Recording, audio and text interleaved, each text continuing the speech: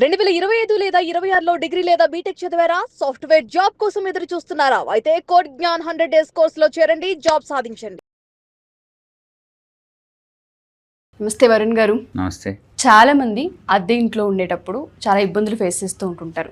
Rent delay అవుతున్నప్పుడు బలవంతంగా ఇల్లు ఖాళీ చేయించే ప్రయత్నం చేస్తూ ఉంటుంటారు. సో ఇలా బలవంతంగా ఓనర్ యాక్షన్ తీసుకోవడానికి ఉంటుందా? మన లా ఏం చెప్తుంది దీనికి సంబంధించి? యాక్చువల్గా అండి ఆర్టికల్ 19 సబ్ క్లాస్ ఈ పరంగా ఒక వ్యక్తి ఇండియన్ సిటిజన్ త్రూఅవుట్ ఇండియా ఎక్కడికైనా వెళ్ళి స్వేచ్ఛగా బతకొచ్చు.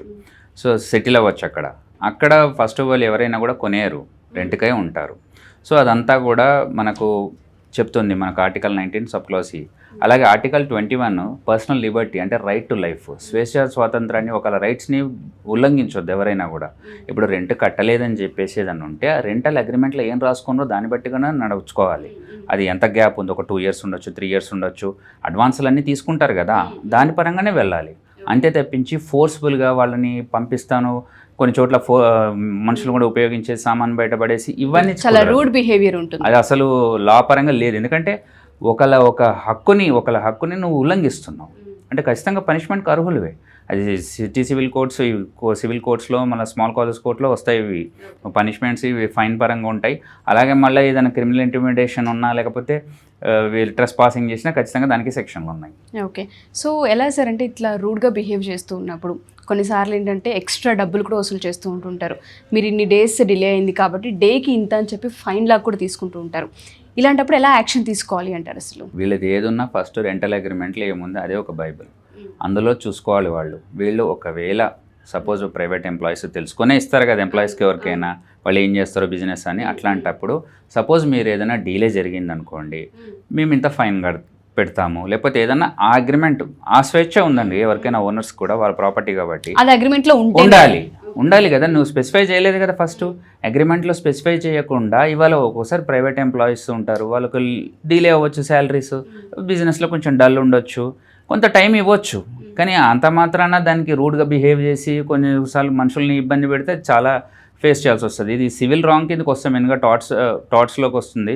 వాళ్ళని మీద గట్టిగా మాట్లాడటం ఇదంతా, అది దానికి మళ్ళీ సివిల్ కోర్టుకి వెళ్ళాల్సి వస్తుంది. పనిష్మెంట్లు, ఫైన్లు ఇవన్నీ కడతారు.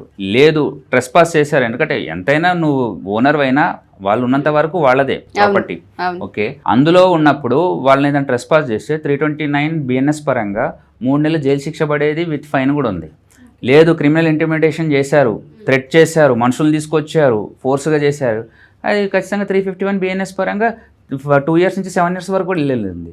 అంటే అలా బిహేవ్ చేయొద్దు. మనుషులు పొలైట్గా మాట్లాడుకోవాలి. వాళ్ళ ఖాళీ చేపియాల్సి వచ్చిన అవసరం వచ్చినా కానీ వాళ్ళని పర్సనల్గా హర్ట్ చేయడానికి దేనికి లేదు, అసలు రైటే లేదు. నువ్వు ఓనర్ అయితే వాళ్ళని అనడానికి లేదు.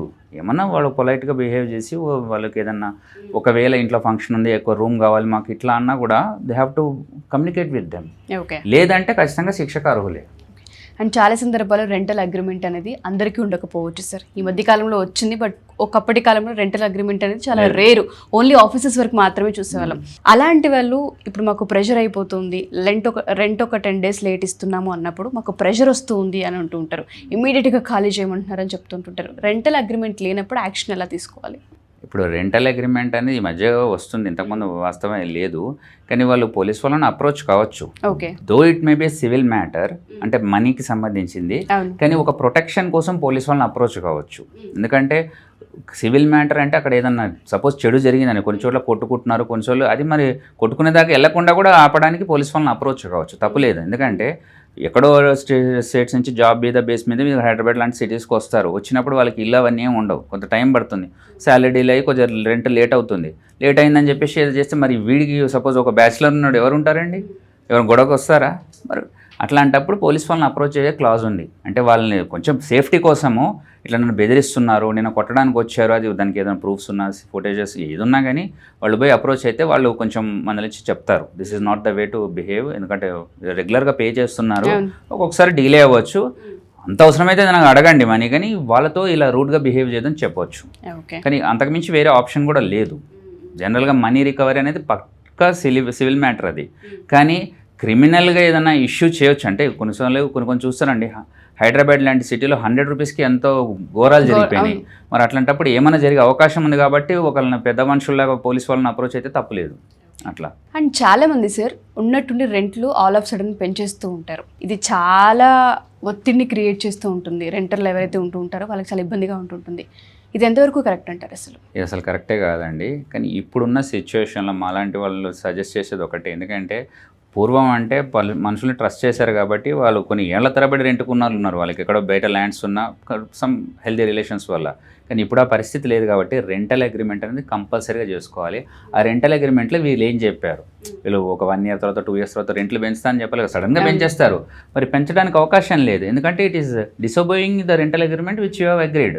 దానికి ఒక అడ్వకేట్ దగ్గరికి వెళ్ళి నోటరీ చేయించుకొని ఫ్రాంకింగ్ చేసుకొని మొత్తం మనకు సిచ్యువేషన్ లా పరంగా బైండ్ అయి ఉన్నది అగ్రిమెంట్.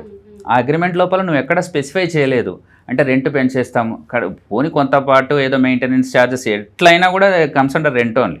కరెంటు బిల్లు కానీ వాటర్ బిల్లు కానీ ఇంకేదన్నా మెయింటెనెన్స్ అని కొన్ని ఫ్లాట్స్ లాగా ఉన్నప్పుడు కూడా ఓనర్స్ అలా చేస్తుంటారు. బట్ ఏదైనా అగ్రిమెంట్లో లేనిది చేయడానికి లేదు. అండ్ ఈ పర్టికులర్ టెనెంట్ ఎవరికైనా అగ్రిమెంట్లో లేనిది చేస్తే ఖచ్చితంగా కోర్టును అప్రోచ్ రిలీఫ్ పొందొచ్చు. వాళ్ళకి కనీసం ఒక టైం పీరియడ్ ఇవ్వచ్చు జడ్జు.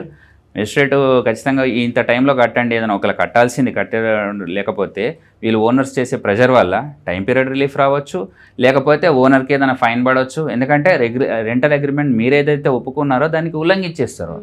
మీరు ఎక్స్పెక్ట్ చేయలేదు ఇంతగానం రెంట్ పెంచుతారని. వాళ్ళకి సిటీకి వాళ్ళలో ఆఫీస్కి కానీ పిల్లల స్కూల్కి కానీ దగ్గర ఉందని చెప్పేసి వాళ్ళు అదే ఫ్లాట్లో ఉండాలనుకుంటారు. కానీ రెంటల్ అగ్రిమెంట్కి అగెనిస్ట్ ఉంది కాబట్టి ఖచ్చితంగా వాళ్ళు శిక్షకు అర్హులు. అంటే విత్ ఫైన్ ఇవి ఉంటాయి మనీ మ్యాటర్స్లో. బట్ వీళ్ళు కూడా నోటీసులు పంపించి చేసుకోవచ్చు. బట్ ఏదైనా రెంటల్ అగ్రిమెంట్ రాసుకుంటేనే సడన్గా రెంట్ పెంచినా కూడా వీళ్ళకి ఒక రిలీఫ్ అనేది దొరుకుతుంది. సో దీనికి సంబంధించి ఓనర్స్కి బలవంతంగా ఖాళీ చేయించే రైట్ కానివ్వండి, రూడ్గా బిహేవ్ చేసే రైట్ కానివ్వండి లేదు. ఏదైనా ఇబ్బందిగా ఉంది అంటే కూర్చొని కమ్యూనికేట్ చేసి ఖాళీ చేయించొచ్చేమో, కానీ ఇలా యాక్షన్ స్వతహాగా తీసుకునే రైట్ అయితే ఏ ఓనర్కి లేదని చెప్పొచ్చు. ఎవరైనా సరే సార్ ఇలా రెంటల్కి సంబంధించి ఇబ్బందులు ఫేస్ చేస్తూ ఉన్నాము, మేము రెంట్ కట్టలేదు నిజమే, కానీ మమ్మల్ని మానసికంగా హింసిస్తూ ఉన్నారు, మాటలతో దూషిస్తూ ఉన్నారు అనే వాళ్ళు ఉంటుంటారు. అలాంటి వాళ్ళు మనల్ని అప్రోచ్ అవ్వచ్చా? వాళ్ళకి మనం రిలీఫ్ కింద ఏదైనా సరే ఒక ఏ సెక్షన్స్ ఉంటాయి, వాళ్ళని ఎలా అప్రోచ్ అవ్వాలని గైడ్ చేసే అవకాశం ఉంటుంది అంటారు? ఇప్పుడు వాళ్ళు కనుక ఇప్పుడు మెయిన్గా సివిల్ మ్యాటర్స్ ఇవి స్మాల్ కాజెస్ కోర్ట్స్ కిందే వస్తాయి ఇవన్నీ రెంటల్ అగ్రిమెంట్ ఇష్యూస్ అన్నీ.